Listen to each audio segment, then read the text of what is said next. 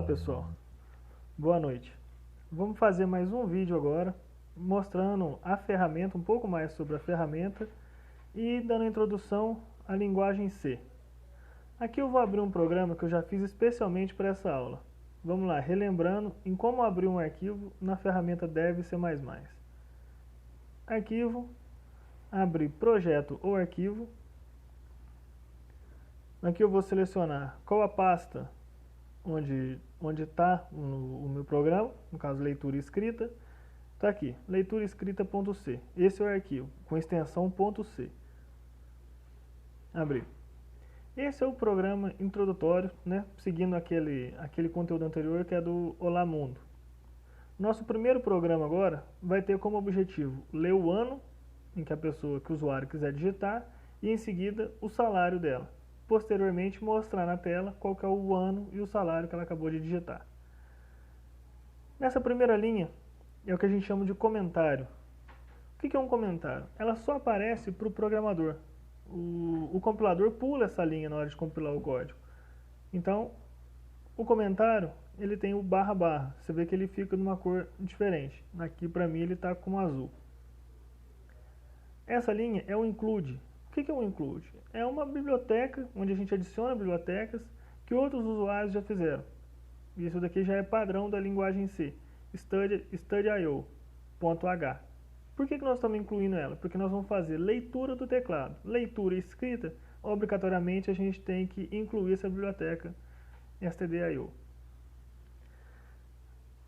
Função main. Função main é o principal, é onde roda o nosso programa. A gente sempre tem o nome da função, ela sempre vai chamar main, que é a nossa principal, abre e fecha parênteses, porque a gente não tem argumento, vamos falar disso depois, abre chave e fecha a chave sempre no final. Entre a abertura e o fechamento da chave é onde vai ficar o nosso código. Aqui, nós estamos declarando uma variável int. O que é um int? É uma variável do tipo inteiro, ela vai receber um número inteiro. Ano é o nome da nossa variável. Por quê? A gente vai pedir para o usuário digitar o ano, e o ano é um inteiro. Ele não tem vírgula. A gente não pode falar que a gente está no ano 2015,5. É o ano de 2015. Seguindo aqui, nós vamos ter uma variável do tipo float. O que é o float? É uma variável que tem ponto flutuante, que tem a vírgula. O salário. A pessoa pode receber R$1.000, mas ela pode receber R$1.000,50. Então, se ela tem essa possibilidade de receber um número com vírgula, ela vai ter que ser do tipo float. Recapitulando, variáveis é onde nós vamos armazenar o que o usuário digitar no teclado. Ok? Próximo, nós vamos escrever na tela. É o comando printf, que nós já vimos no vídeo anterior. Escreve na tela.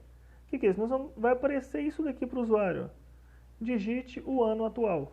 Vai aparecer para ele. Quando aparece uma instrução para a gente normalmente, o que a gente faz? A gente vai fazer o que está escrito na tela, para digitar.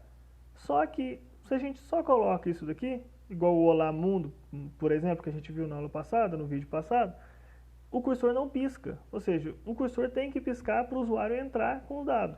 Para fazer o cursor piscar, a gente tem que usar esse comando, que é o scanf. Scanf faz o cursor piscar. Então a gente tem que dar a instrução para o usuário, digitar o que a gente está pedindo e em seguida colocar o cursor para receber a entrada de dados. Então, nós vamos colocar o cursor para piscar. Onde que nós vamos guardar esse valor que o usuário digitar? Nós vamos guardar na variável ano. Aqui é a variável ano. Ela está previamente declarada lá em cima. Para isso, nós temos que colocar o e-comercial antes dela e, entre aspas, no início aqui, porcentagem D. O D significa que ele é um número inteiro. Isso aqui é também do padrão da linguagem C. Depois, o que nós vamos fazer? A mesma coisa para receber o salário, ou seja, pedir para o usuário digitar o salário. Printf dá a instrução para o usuário digitar na tela, ou seja, digite o salário atual. Posteriormente, scanf, depois de aparecer a frase, colocar o cursor para piscar. Scanf. O número não é mais o inteiro é D. Nós vamos colocar agora o %f de float. e depois a variável onde a gente quer armazenar o valor que o usuário digitar. Então, printf mostra na tela, scanf faz o cursor piscar. Mandou ele digitar o ano foi armazenado na variável ano. Depois, printf, vamos mostrar na tela a frase: digite o salário atual. Posteriormente, scanf pedindo para o usuário, fazendo o cursor piscar, onde ele vai armazenar na variável salário. Depois que a gente leu essas informações, a gente só vai querer mostrar para ele na tela. Então, para mostrar, a mesma coisa, printf para escrever a frase. Só que a nossa frase, olha lá, em 2015 o salário é 1.000. Só que a gente não sabe quanto que o usuário digitou. O usuário digitou um ano e digitou um salário. Então essas variáveis vão entrar depois da que a gente fechar aspas, a gente coloca uma vírgula e as variáveis que a gente quer mostrar.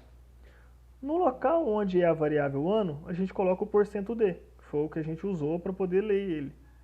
E depois, onde é para entrar o salário, a gente coloca %f. Ficaria assim, ok? Só que a gente, normalmente no Brasil, a gente trabalha com 2 casas decimais, ou seja, 2 casas depois da vírgula. Então a gente coloca .2. Depois disso, o System Pause para a gente conseguir ler o que foi escrito na tela e o Return 0. Salvou esse programa, rodou. Digite o ano atual, 2015. O salário atual, 1.200. Olha lá, em 2015 o salário é 1.200. Vamos tirar o .2, só para observar como que ficaria. De novo, em 2015 o salário é de 1.100. Olha quantas casas depois da vírgula vem por padrão.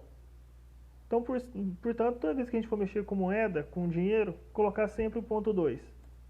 Essa é uma dica. .2 para ter 2 casas após a vírgula. Todos os programas que eu fizer, eu vou deixar disponível no blog.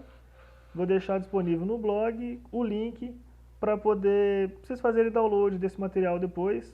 Que vocês consigam abrir ele no DevC++, editar, fazer modificações. E fiquem à vontade para fazer qualquer pergunta, sugestão, sugerir material e tirar dúvidas. Pessoal, um abraço e bons estudos.